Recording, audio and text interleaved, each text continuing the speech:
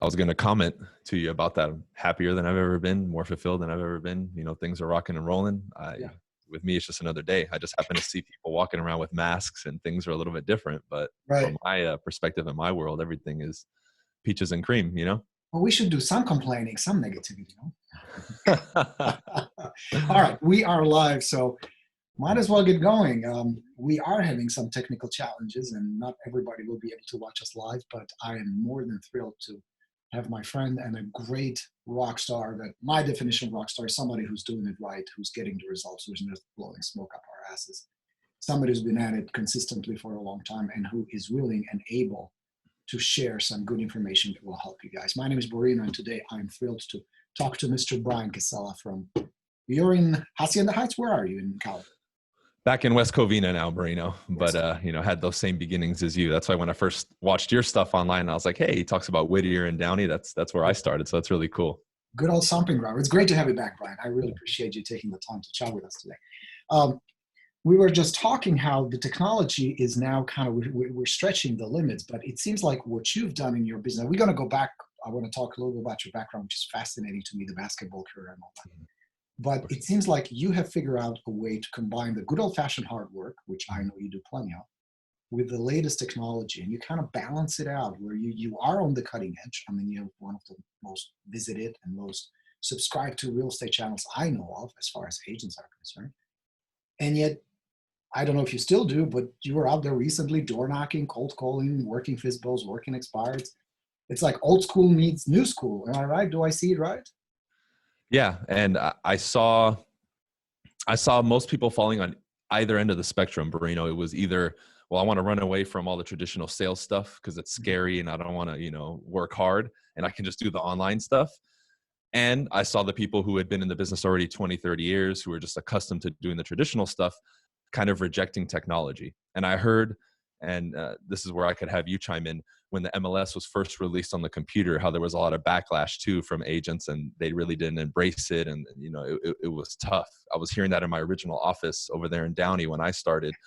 So I early on saw the power of it, but I also knew, hey, my foundation of skills and prospecting and reaching out to people and just communicating and building my business that way, I can't neglect that. So I saw it really as an opportunity. And I think what really allowed me to utilize it to its maximum potential, the online stuff, was I saw the power of video early on because I was experimenting. And, when I would follow up, I was always looking for that new angle to get somebody to respond or to be a little bit different.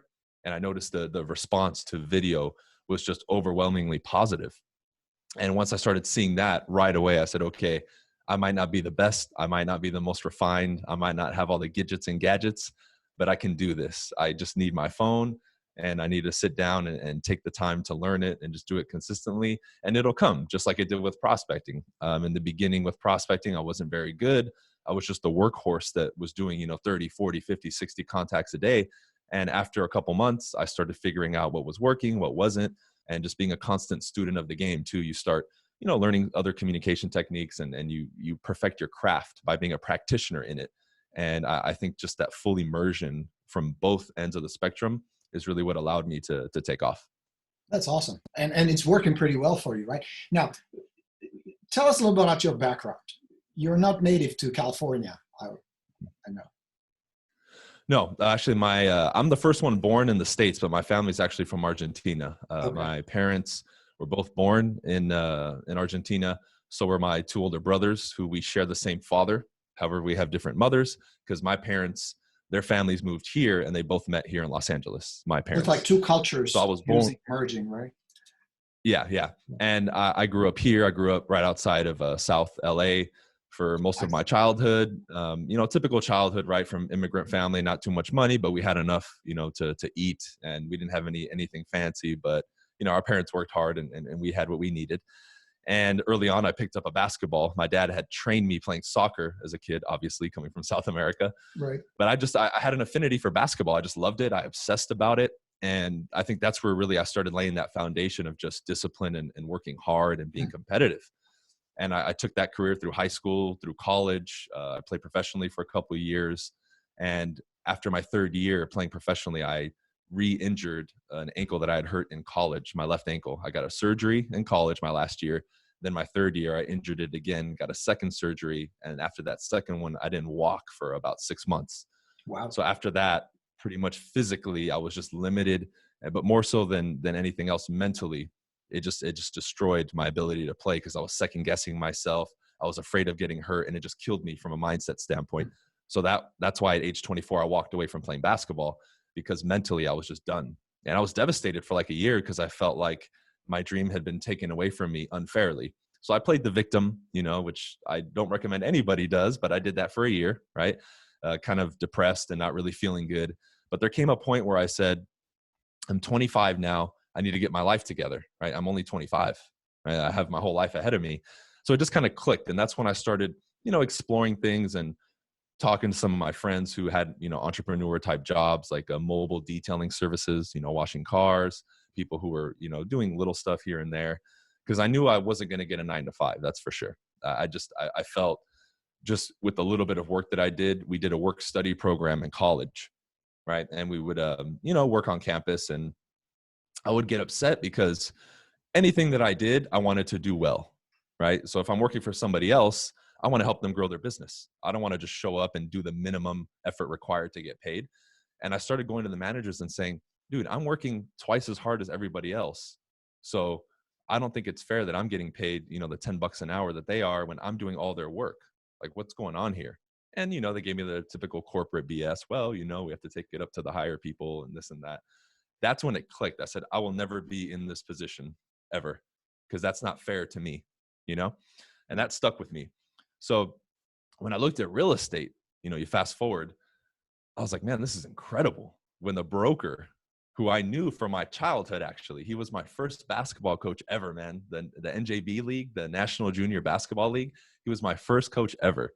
So keep in mind, he hadn't seen me since I was 11. So he looks up, he's like, whoa, you've grown a lot, right?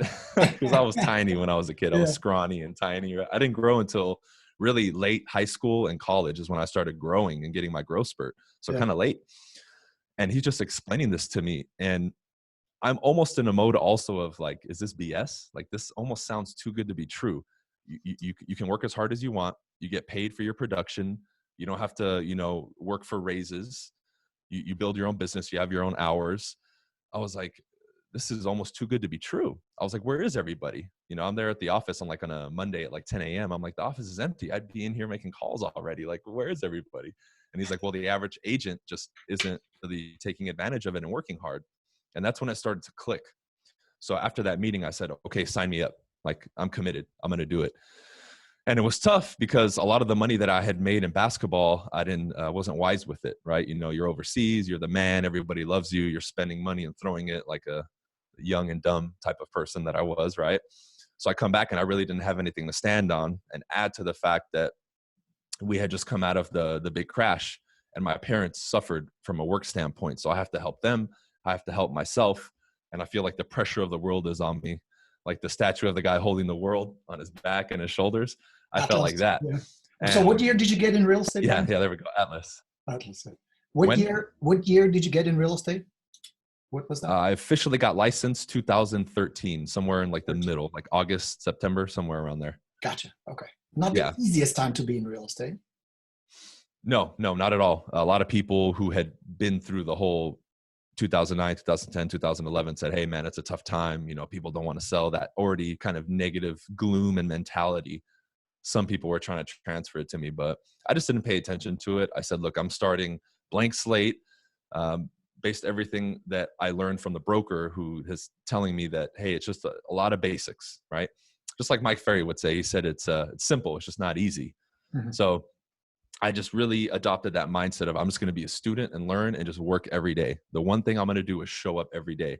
And I feel like that's one of the biggest missing pieces for people is they let their emotions get the best of them, and they'll show up 2 or 3 days out of the week instead of the 5 or 6 or 7 days that they put on their schedule to work. That is such a good point. And I want to stay with it just a second. We're going to continue the story, which is fascinating. But I would like to help people understand, because many of you guys watching this are in the same boat, especially when we hit a crisis like this. It's so easy to kind of have your day disintegrate and just get caught up into this drama and just not do much. What would you suggest to someone to develop this kind of work ethic, this kind of commitment, where you just show up, where you're not attached to the results, you're attached to the process, you're attached to getting the job done no matter what? How would somebody develop and get better at it, Bryan? What's your secret? There's a lot that I can comment on that, Bruno. It's not easy. That's for sure. That's the first thing, disclaimer I want to make. Sure. You're going to have to confront a lot of your deepest, darkest, insecurities. You're going to have the whole world telling you, what are you doing? You're wasting your time, because everything that people are going through, I went through, right? I think I broke down in tears probably 3 times my first year, just because my emotions were almost getting the best of me. A couple of things that I did that helped me in particular was I started making a list of some of the things that I could control and could not control, right? So something like this, the coronavirus, I can't control that, right? I could control following my schedule, making my contacts, my minimum contact requirement, which for me at that time, I believe was 40 a day. I can do that. So and you did a lot once of I door made that, knocking, right? Was it yeah, a lot of door knocking and cold calling. I did both. I split it up. I did about, because I was hand dialing at that time. Before I closed my first deal, I was hand dialing. So I put 2 phones next to each other and I would dial both. Yeah. So this one's ringing. As this one's ringing before the person picks up, I'm dialing the next number and just not dialing the last number. So as soon as this one hangs up, I dial the last number. It starts dialing. So I'm like a machine, man. Right. So I split that and door knocking, and I was doing 100 doors a day minimum. That was my minimum commitment, was 100 doors a day. And I create that list, right? Suddenly I'm like, okay, I'm focusing too much on things that I can't control. I realized probably 80% of my focus was on those items that I could not control. So it brought some reality to that. Because if it's in your mind and it's not really clear to you what your thought process is, and it's not written down, your mind can just go anywhere. So you need to give it some direction. That was the first step that I learned. The second one was, I'm just going to take this day by day, right? I'm not going to worry about next month, next year. I need to just focus on 24 hours. What am I going to do today? What's on my schedule today? Can I get it done? Right? And as I started simplifying this, it really became easier. Was it always easy? Of course not, right? Because it was a daily battle at that time, my first 12, 18 months with myself and my emotions, and having to look myself in the mirror and say, I'm a couple weeks in, a month in, I still don't have anything, but hey, that's okay. I can do this, So simplification of it, Borino, I think was the best thing, because is there a secret? No, because showing up some of those days is very, very difficult, especially there would be days where I'd break down in tears, and then 30 minutes later, I'm back on the phone. It's like, okay, let's do it. I'm wiping my tears off while I'm making calls, and you can still hear it in my voice that I just cried, but I'm like, I made a commitment. And that was really the last one, Borino, as I said, I'm going to be a man of my word. If I give my word to someone else, if I give my word to myself, I'm going to come through with it, because I feel so many people's problems nowadays are just this huge wave of years of breaking their word to themselves over and over and over. That's why they find so much difficulty now to do anything. As a point, people will make New Year's resolutions and say, I want to lose weight. Well, if you've been lying to yourself your whole life, the moment you say that, even your own mind says, yeah, right, dude, you're not going to lose weight. Get out of here. And to me, the contract that one makes with themselves is the most sacred and most important contract that you make. So it started with little things. I'm going to make my bed this morning. I'm going to wake up at 6. And I forged that. So anytime a word came out of my mouth that I'm going to do blank, I did it. And as I built that muscle, it became a lot easier over the next subsequent months to continue with those activities, because that word is my bond. And if I can hold that, then I know everything else will take care of itself. Wow, that's really big. That's really big. I love that. I love this part alone is worth gold. Fantastic stuff. So you're building the muscle, you're building your business. It's a slow going, as logically is any building, any new adventure like that. It takes time. Yeah. Where did it start clicking for you? What was it that kind of got you over the initial hump where you saw, okay, I can do this. It's time to take it to the next level. How was that? Yeah, man. So I had early success on, we can say, with a couple deals, because a friend of mine ended up purchasing a home, and I literally did that like right away. So as soon as my license came in, like within a week or two, I closed that deal, because with another agent in my office, we started the process, right? So I didn't even close that under my license, because we opened it under the other agent's license, but I got money from that deal. And then I got another listing, I think 2 weeks later, from cold calling, right? I happened to call him. He's like, yeah, I want to sell, like a total lay down. So I'm feeling like, oh man, this is easy. I got this. Now, after that, I didn't close anything for about 3 months. I think I went through a 3.5 month dry period before I started getting deals consistently. I got nothing, Borino. I mean, I wasn't even setting appointments, hardly getting any leads. And that's where, the weight of the world, like Atlas, started weighing on me. I think where it clicked was a few things. Number one, I realized I was way too attached to where, like, if I followed up and then the person would not set the appointment with me and I'd hang up, I would like want to throw my phone to the wall and say, man, this guy's a liar. And why did he tell me that? Way too attached. That's one for sure. The second one, I believe, was I was too focused on pressing the issue with people. Like, yeah, you want to do something a couple months from now. Why not do it now? Right? Not focusing on their wants and needs, but my agenda of wanting to get a commission check. Mm-hmm. So the commission breath, I think, is what they call it, right? Yeah. And I think when we all learn sales initially, we're kind of hyped up and we want to be aggressive and we want to close people, And I would tell you, at times, even I felt uncomfortable as much as I was closing people, to where even sometimes I would get a commitment or a contract signed and I would leave like, wow, I am a jerk. Like, how did I even say that? Yeah. And I would put a check mark on the sheet. There was people, Borino, no joke, I would close them 15 to 20 times at an appointment before they signed. And so I would literally shove it down their throat. And then I started seeing that some people weren't happy with me. I was getting some cancellations. And I said, okay, I need to adjust this, because if I'm not feeling good about doing this, I can't imagine how the client feels. They have to feel like, who's this guy, right? He must be the devil reincarnated, right? So those were two big things. Now, the third one was with that adjustment of that second point, it was, I need to think long-term with my business and build my database. I love Mike Ferry to death. I do. He taught me so much. The only adjustment I made to what he taught us was, even if somebody wasn't ready now, I was putting them in that pipeline and then creating a system to build a relationship and also create future business through referrals. And once I did that too, after a couple months, it started clicking, because the people who were ready a couple months from now were then ready 3-4 months from now. And I started, doing one deal a month consistently. And then that's when it started to blossom. But there was just a few, nothing extreme, just a few small tweaks. And I would say most of it was internal, because once that internal switch was shifted, then the outside stuff took care of itself. Yeah.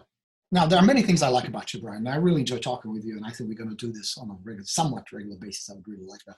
But one of the things that stands out is you and I talk a lot about mindset, because you and I know that that's the foundation of any success, not just in real estate, but in real estate, because it's such a challenging, competitive business and difficult business to succeed on a consistent high level. Mindset plays such a huge role. So my impression is you studied continuously, you work on it constantly. It's like a muscle, you cannot let that go. What are some of the things that you do to keep that mindset focused, to hold on to the sense of the commitment you've made, to stay due course and be on the mission? Give me some ideas. Man, one of the big ones is, as cliche as this sounds, I'm very disciplined with it. The rituals, right? People say habits. I like the word ritual because I feel it's more powerful and it's more personal. Mm-hmm. So every morning, I meditate 20 minutes. I'm an avid reader, and I'm not just an avid reader. I think what's missing for a lot of people is they're not applying what they're learning in the books. If you learn a technique in a book, or you're taught, hey, this is a quick visualization exercise you can do. I know most people are reading it and saying that's cool, and they skip over it. I will stop, bookmark the video, highlight that exercise, and do it for 10, 15 minutes before I continue to read, And I think that's missing with a lot of people. That was really the focus, was just, what tools can I use? What information can I grab from the people before us? Like, I know you mentioned Tony Robbins when we spoke, for the video on my channel. He played a huge role too. I started looking into communication more and, studying neurolinguistic programming and, hypnosis and getting all the certificates and stuff. Not to say that I have it, but to understand the mind a little bit more and get to the core. A lot of people deal with things on the surface, their actions. I'm looking at, what are somebody's beliefs? What are their values? What's our identity at the core? That's what we need to get to. Because then when we change that, it's a domino effect that goes to the surface, right? We're not going to,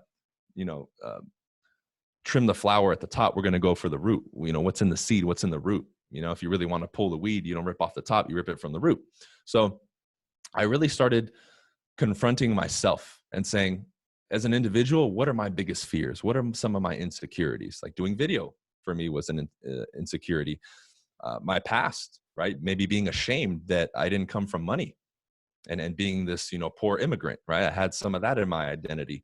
So I started looking in the closet where we had stashed that stuff away 20, 30 years ago and saying, that stuff is back there, but it's affecting me right now. And I need to go to that.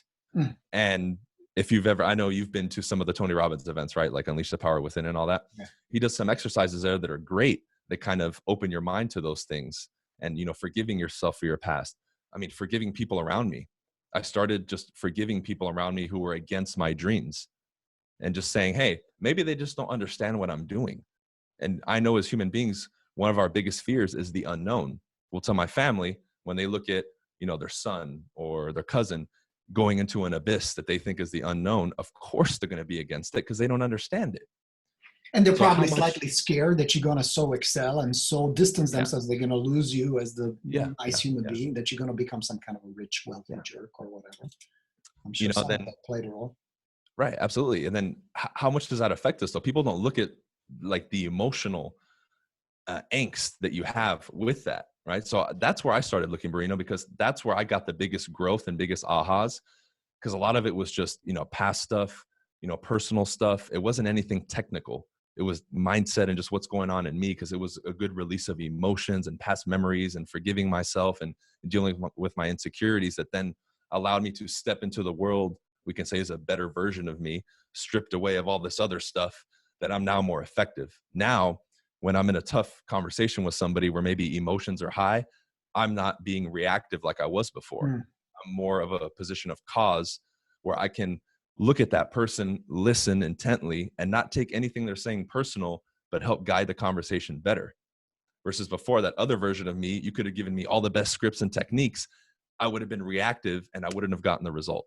So that inner kind of mastery, we can say, if that's what we're going to call it, that's where I looked. And I think a lot of people sweep that under the rug because it's difficult to confront, right? It's tough for people to maybe forgive somebody from their past and say, hey, maybe you, in my eyes, in my estimation, you did something wrong, but hey, it's okay. Let's move on. Let's move forward.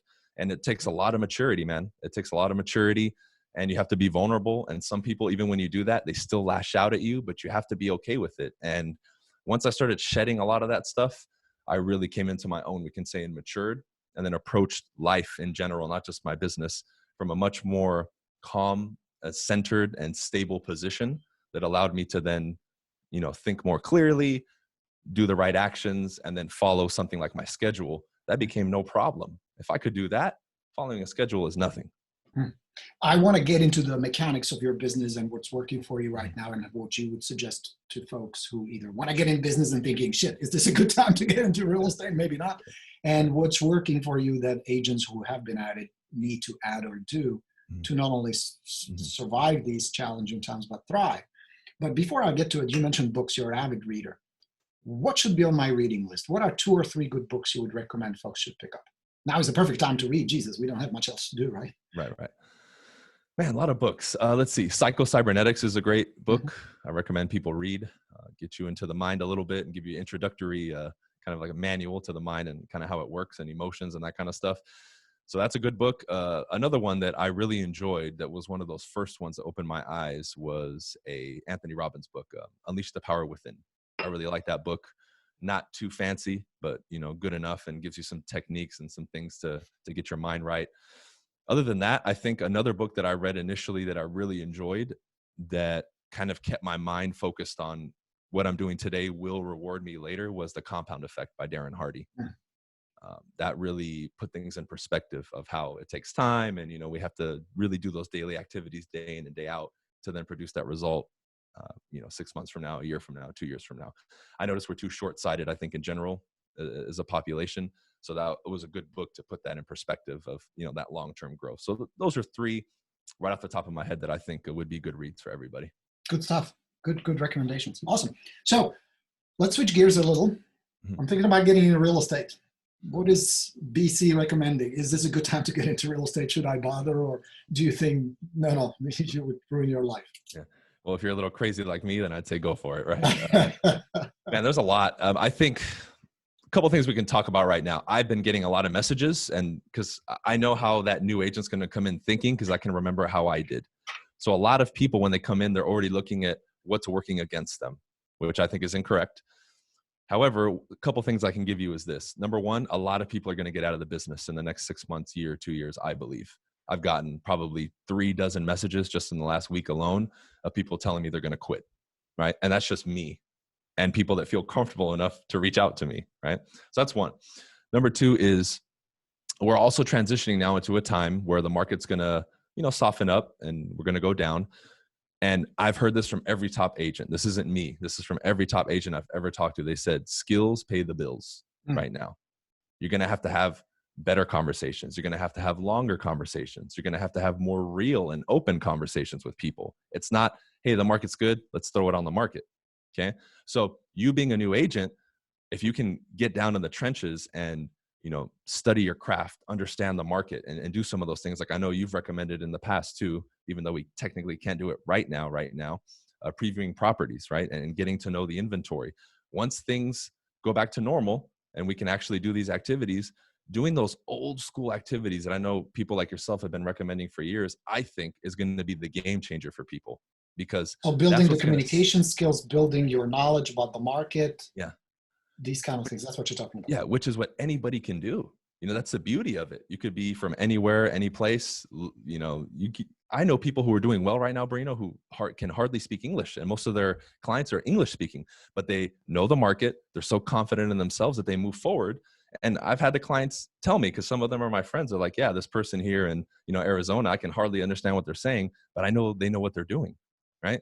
So I look at those people that have perceived limitations that are doing so well. I'm like, man, anybody can do it in this business if they apply like those fundamentals. And as much as I want to get away and say, oh, we have to do stuff so radically different right now, the only other thing I would tell people is to really embrace technology. I know you're doing a video challenge. I'm doing one. So more than ever, I think this is a reminder that, yeah, we got to do the old school stuff. We got to be knowledgeable. We have to have skills, but you have to adapt to the state of the market and what's available to you. And right now, video is huge. That's a great point. Let's talk about it, Bryan, because you are one of the experts that I know of who walks the walk, not just talks the talk. You have over 150,000 subscribers on YouTube, tens of thousands, or if not 100,000 subscribers on social media and everywhere else. So clearly you're doing it right. You have the audience. Given the conditions we have right now, like you said, some of the things not possible to do, not recommended. What do you feel an agent can do right now to stay in front of their either leads, potential audience, or existing sphere, friends, neighbors, etc., that would benefit them long term? What would be some of your suggestions? Well, the main thing I'd recommend to people right now, and you can do this, you don't need a following, is position yourself as an expert and the go-to person during a time of crisis, like people consider this.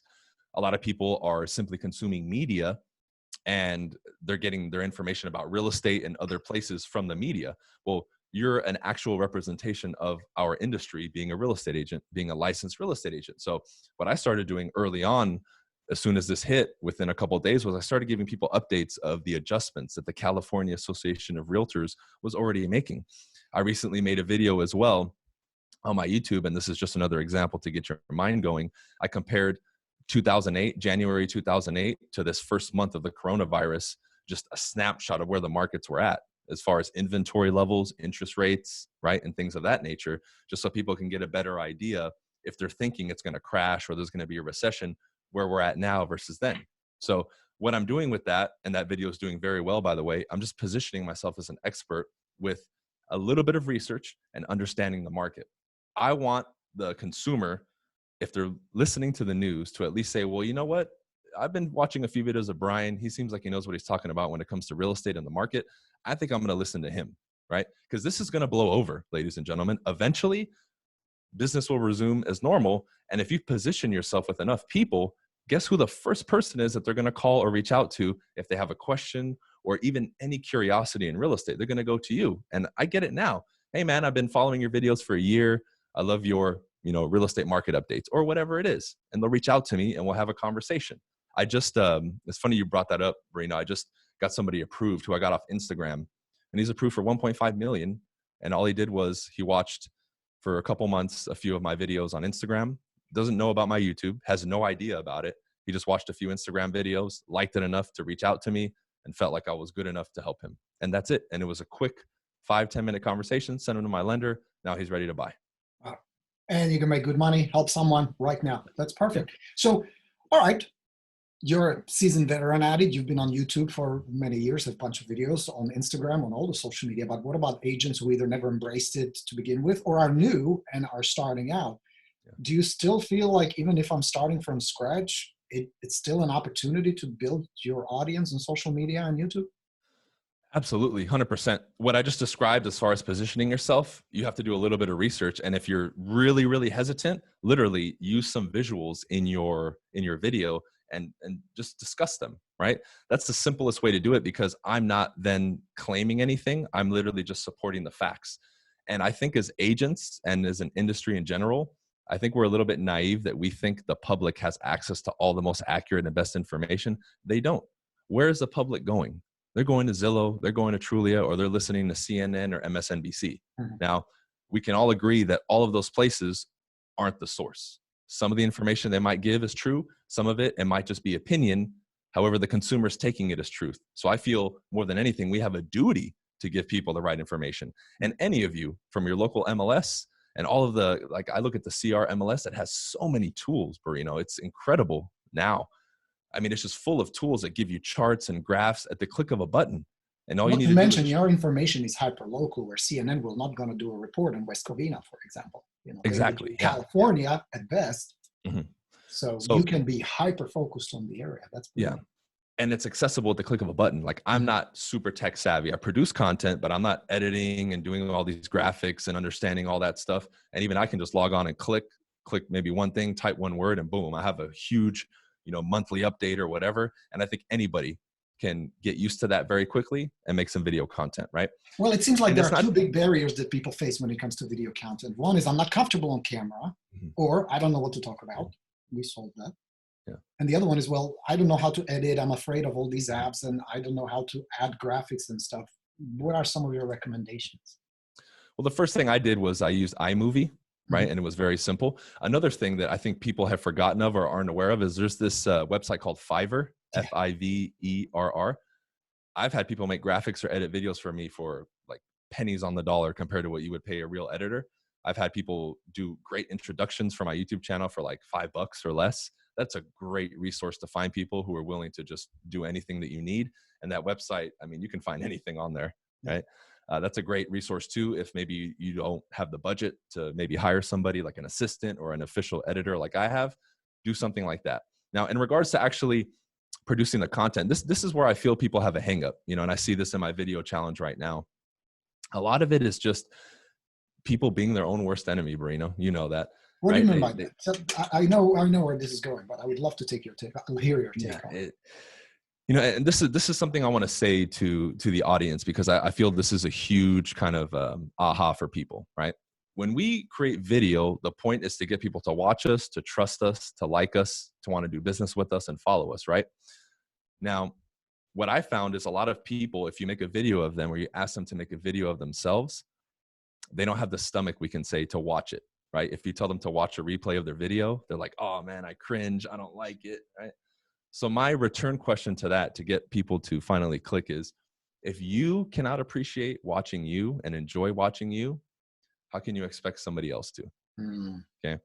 And when I say that to people, it seems like it finally starts to click, right? And it's not easy in the beginning. Why? Because when we watch videos of ourselves, what do we look for immediately? The flaws. Because why? We're all wired, most of us, and we can agree that we look for what's missing in something.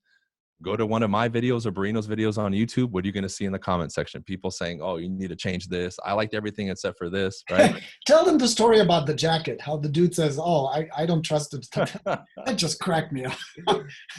Really?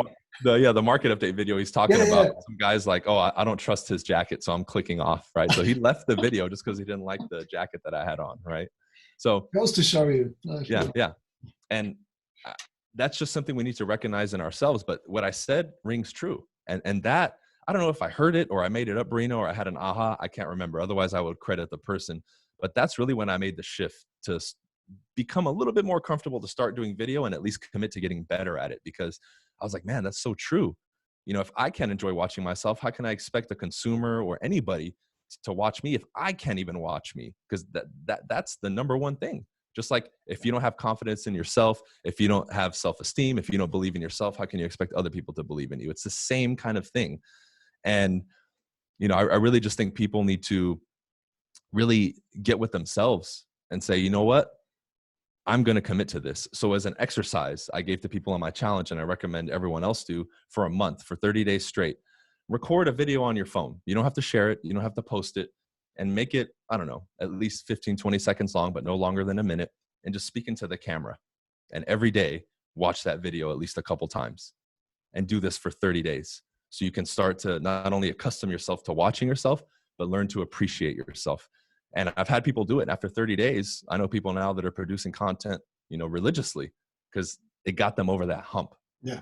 But I really think it's because you're developing a skill. Yeah. Making videos is just a series of skills. Speaking intelligently, putting together a simple little concept in your head, what you want to talk about, make it engaging, some call to action. It's not a rocket science. So it's doable. Love that. I love that. We talked about video. We talked about social media. What else would you suggest agents can do other than drink a lot of wine to survive these times? And not just survive, but to really feel relevant, to feel like they can still be productive. How do you stay afloat? How do you keep your business moving forward these days? Well, we're doing a lot with our sphere of influence as well. You know, we do send them a lot of videos and updates now, even more regularly than before. We were doing 1 email a week. Now I think we're doing 6 emails a month. Those 2 additional ones are market updates and also adjustments that the California Association of Realtors is making to transactions, just so they can stay up to date. Obviously, we can't do open houses and we can't really door knock, and most showings are virtual. So what we started doing was really just double down on cold calling, Borino. I mean, that's really what we did. Do you still do it yourself, or you just have a team? Yeah, I still do it. I mean, I'm not this workhorse doing, you know, 500,000 dials a day like before, but I jump on now and I actually have fun. You know, I really enjoy it. And I think you can get to the point where you do it. But, you know, we have to not only push social media, which, by the way, right now, if you do have even a little bit of a budget, Facebook ads are super cheap, right? Ad spend is super cheap right now. So if you can do that, I recommend you put some money into that for sure. But on the prospecting side, we just bumped up our numbers. You know, we're going to have to talk to more people. I mean, that's just the name of the game. Some people aren't going to do anything. Some people are, but we have to reach out. And believe it or not, most agents right now are sitting on the couch waiting for this to blow over. Just like you hear agents taking November and December off because, hey, nobody sells and buys during the holidays. I think it's the same kind of mentality. Oh, nothing's happening right now. Let's wait. You will find some people. I had several of my students who are my Expired Plus students who say they call expired listings and they ask, hey, are agents calling? And people say, nope, nobody's calling. So this is a good opportunity. Now, as far as going forward, this is going to blow over. Sooner or later, we're going to go back to somewhat of a normal. How are you preparing for that? What do you feel like are the things you need to have in place now so that transitioning and then 6 months from now, a year from now, you have a profitable, productive business? Yeah. So there's a few adjustments we made, right? Just in case, because I know a lot of people did lose their jobs. I'm already kind of thinking ahead if something was to happen, right? Let's say a lot of short sales or foreclosures are available. I already have put my team and myself through the short sales certification and all that. I've already been speaking to a few companies and lenders to position myself already. That way, if they have a portfolio of short sales or foreclosures are going to come out, even if it's only a little bit, I can have my foot in that, right? Number 2 for us was really understanding right now. And I think right now, when I mentioned positioning, like being an expert, I feel like that was kind of lacking before. You know, you go on YouTube now and you see everybody trying to educate everybody on the real estate market. Where was that 2 or 3 months ago? It was non-existent. So I think more than ever now, it kind of lit the light bulb in my mind about positioning myself the right way. So what I'm doing now is part of the education process that we're doing is we're giving people a little bit of kind of like a highlight into some of the other people that are involved in a transaction. So as an example, to the database that we have, I began doing interviews with all the vendors that work with us, right? Title reps, escrow officers, lenders. And we're doing a series right now with the lender with all the updates that are happening because, you know, the interest rates are going up and down every day. You know, new programs are being released. Some of them are being cut, right? The minimum credit score got bumped up on a lot of them. So I'm really using that as an opportunity to not only showcase people the intricacies of a transaction because they think we just make a lot of money and do nothing, but I'm also doing it as a way to really put that anchor, we can say, of positioning myself as, man, this guy not only teaches us about the transaction, we get to meet all his people, and he really knows everything inside and out because he has a world-class team, right? So I would say those are probably the main two focuses. And also just understanding now the importance of video, really. Like it's always been a big part of my business, but I think now it's really dawning on people the power of it, and just between referrals that we send out and receive every year through video and social media, it's just incredible. So now I'm really thinking about doubling down even more on social media, right? And really bumping up that ad spend and doing that because, I think more than anything, the coronavirus has taught us that if you're only relying on one pillar, like you can't do that, right? Like imagine if somebody had only built their business on open houses or door knocking. What are they going to do right now? They're fucked. They have nothing. Yep. So I think it served as a reminder for us to make sure we have, 4 or 5 pillars out there of bringing in business. Because if that one that we relied on gets cut, what are we going to do? And also have that mindset, like you mentioned earlier, to be flexible and adapt where you see what's happening and don't freak out or freak out a little, but then adapt, adjust, and keep moving. Because there's always opportunities. There's always business. There will always be people who need to buy, who need to sell, who need a competent agent like you. Shameless plug, by the way, because I know Bryan is too humble to admit it. But if you want to learn video, go talk to my man. He's got the challenge going. He's got the bootcamp, the video bootcamp going. I've seen some of your students post the videos. You're doing a really good job because you're walking the walk. You know what you're talking about. So do check him out. Subscribe to his channel on YouTube as well.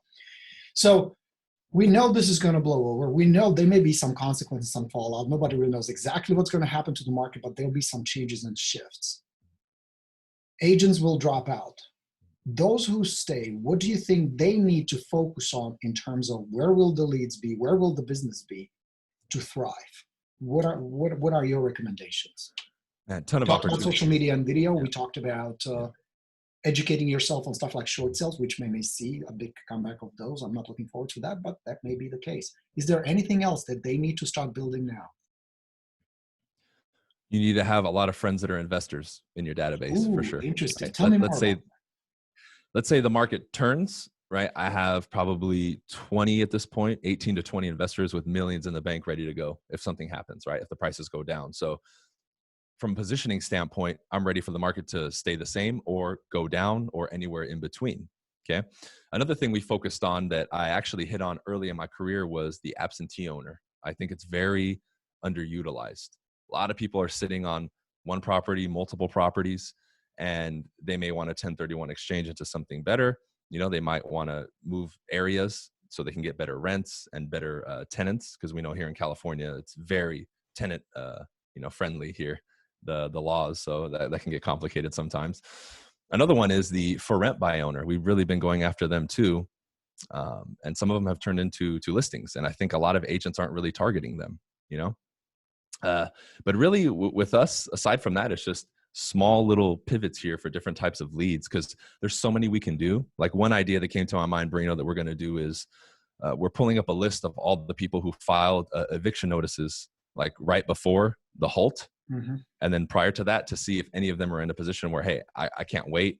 I have to sell because if they don't pay the rent, I can't pay the note and I need to get rid of this property. So I kind of looked at the circumstance and said, from my mind, where can I possibly find an opportunity of somebody who might need my help?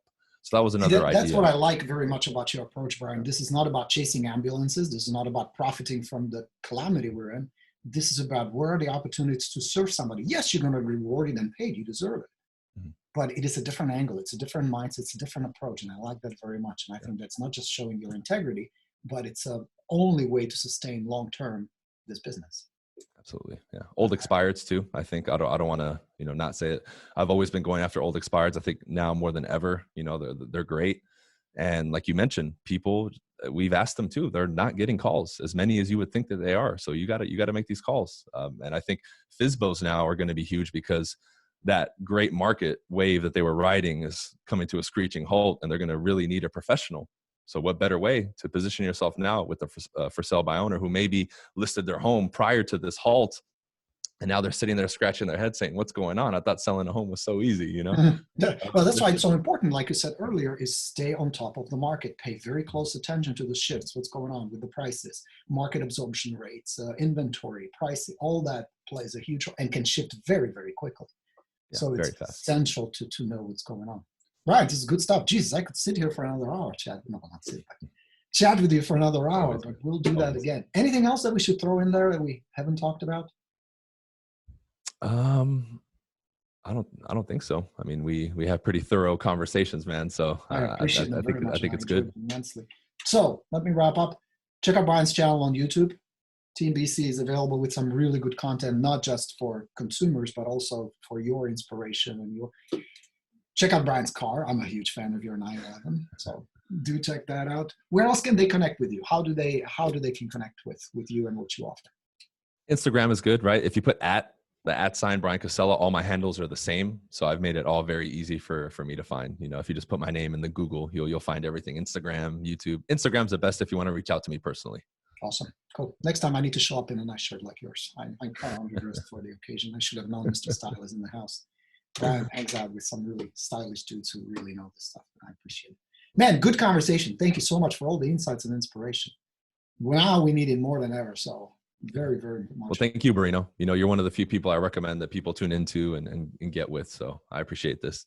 Thanks. Great to have you. We'll have you back for sure.